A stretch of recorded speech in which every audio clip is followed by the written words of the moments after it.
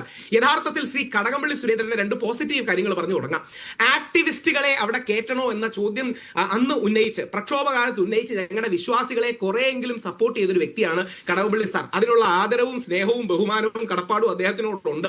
അന്ന് ആരും സഹായിക്കാനില്ലായിരുന്ന സമയത്ത് പോലും AKG സെന്ററിൽ നിന്ന് ചീത്ത കേട്ടിട്ടാണെങ്കിൽ പോലും ആക്ടിവിസ്റ്റുകൾ വേറെ വനിതാ വിശ്വാസികൾ വേറെ എന്നൊരു ഡിഫറൻസിയേഷൻ ഉണ്ടാക്കിയ കടകംപള്ളി സുരേന്ദ്രൻ സാറാണ്. രണ്ട്, ഇന്നും പല ആൾക്കാരും പറയാൻ പേടിക്കുന്ന ഒരു കാര്യം, ശബരിമലയിലെ സുപ്രീം കോടതി വിധി തെറ്റാണ്. അതായത് നിഷാദ് എന്ന് പറയുന്ന ലെഫ്റ്റ് ലിബറൽ പൊസിഷൻ എടുക്കുന്ന വ്യക്തിക്ക് ഇന്നും മനസ്സിലായിട്ടില്ല ശബരിമലയിലെ വിധിന്യായം തെറ്റാണെന്ന്. ഇന്നും നിഷാദിന് മനസ്സിലായിട്ടില്ല അത് യൂണിഫോം സിവിൽ കോഡിന് വേണ്ടിയുള്ള തീവ്ര വലതുപക്ഷത്തിന്റെ വളഞ്ഞ വഴിയാണ്. പക്ഷേ ശ്രീ കടകംപള്ളി സുരേന്ദ്രൻ അയ്യപ്പ സംഗമത്തിന്റെ ദിവസം വളരെ ശക്തമായി പറഞ്ഞു ശബരിമലയിലെ വിധി തെറ്റാണ്.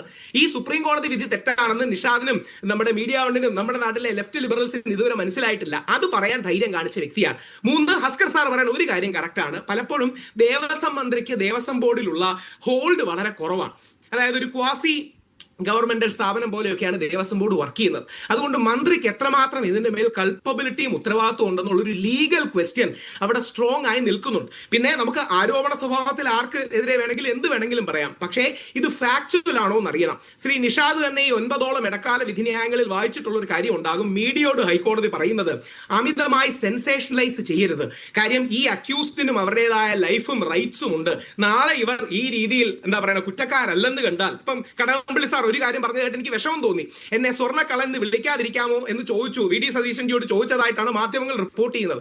നമ്മൾ തെറ്റ് ചെയ്തിട്ടില്ലെങ്കിൽ, പ്രത്യേകിച്ച് ദൈവത്തിന്റെ സ്വർണം കട്ടു എന്നൊക്കെ പറയുമ്പോൾ ഏതൊരു മനുഷ്യനും വേദന തോന്നും. അതുകൊണ്ട് കുറച്ചുകൂടെ തെളിവുകളിൽ ഉണ്ടായാൽ മാത്രമേ ഇവരെ കള്ളന്മാരെന്നോ മോശക്കാരെന്നോ വിളിക്കാൻ നമുക്ക് സാധിക്കുകയുള്ളൂ. അതുവരെ നമുക്ക് വെയിറ്റ് ചെയ്യാം. ഈ കേസിൽ നമ്മൾ പേടിക്കേണ്ട കാര്യമില്ല. കാര്യം ഹൈക്കോടതിയാണ് ഈ കേസിലെ പരാതിക്കാരൻ. ജസ്റ്റിസ് രാജ വിജയരാഘവനും ജസ്റ്റിസ് ജയകുമാറും അടക്കമുള്ള പ്രഗത്ഭ ജഡ്ജിമാർ. ഇപ്പൊ ജസ്റ്റിസ് ബദറുദ്ദീന്റെ ബെഞ്ചും അതിശക്തമായ നിരീക്ഷണമാണ് നടത്തിയിരിക്കുന്നത്. അതിനെയാണ് മുഖ്യമന്ത്രി പരിഹസിക്കാനും അല്ലെങ്കിൽ പരിമിതപ്പെടുത്താനും ഒക്കെ നോക്കിയത്. മുഖ്യമന്ത്രി ആ ബെഞ്ച് അല്ലല്ലോ ഇത് പറഞ്ഞതെന്നൊക്കെ ദുസ്സൂചനയോടുകൂടി പറഞ്ഞത് ശരിയായില്ല, ഹൈക്കോടതിയോട് അനാദരവാണ്. പക്ഷേ ജസ്റ്റിസ് ബദറുദ്ദീൻ അടക്കം നമ്മുടെ സിസ്റ്റം, എസ്പെഷ്യലി ജുഡീഷ്യൽ സിസ്റ്റം വളരെ കാര്യമായി നോക്കുന്നുണ്ട്.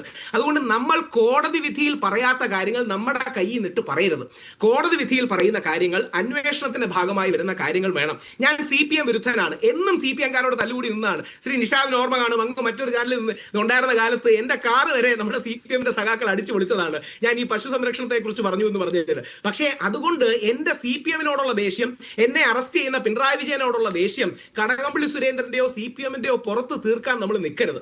അയ്യപ്പനെ രാഷ്ട്രീയപരമായി നമ്മൾ അങ്ങോട്ടും ഇങ്ങോട്ടും ഉപയോഗിക്കരുത്. അങ്ങനെ ഒരു മര്യാദ നമ്മൾ കാണിക്കണം. കോടതി ശ്രീ കടകംപള്ളിയെ തെറ്റുകാരെന്നോ സംശയത്തിന്റെ നെല്ലെന്നോ പറഞ്ഞാൽ നമ്മൾ ശക്തമായത് പറയണം. അപ്പൊ അതിനകത്തൊരു ഒരു നിഷ്പക്ഷമായ പൊസിഷനിൽ ഇപ്പോ ഒന്ന് നിൽക്കൂ. എന്നിട്ട് ഞാൻ ചോദിക്കട്ടെ രാഹുൽ ഈശ്വരനോട്. രാഹുൽ, ഈ ശബരിമല പ്രശ്നം ഈ വലിയ തോതിൽ തെറ്റിദ്ധരിപ്പിക്കപ്പെടുകയും അത് തെരഞ്ഞെടുപ്പിൽ ഇമ്പാക്ട് ചെയ്യപ്പെടുകയും ചെയ്തു എന്നാണ് CPIMന്റെ ഒരു വിലയിരുത്തൽ. അപ്പോൾ ആ തെറ്റിദ്ധാരണ നീക്കുന്നതിനായി CPIM ഭക്തരുടെ വീടുകളിലേക്ക് അടക്കം, എന്ന് വെച്ചാൽ കേരളത്തിലെ മുഴുവൻ വീടുകളിലേക്കും വരുന്നു, എന്താണ് പ്രശ്നങ്ങൾ കേൾക്കാൻ. അതിൽ ശബരിമല ഇഷ്യൂവിലടക്കം ഒരു ക്ലാരിഫിക്കേഷൻ പാർട്ടി തരാൻ ആഗ്രഹിക്കുകയാണ്. അങ്ങനെയാണെങ്കിൽ അങ്ങനെ പരിഹരിക്കാൻ കഴിയുന്ന, ഭക്തരെ കൺവിൻസ് ചെയ്യാൻ കഴിയുന്ന ഒരു അന്തരീക്ഷം ഇപ്പോഴും CPMന് ബാക്കിയുണ്ടോ?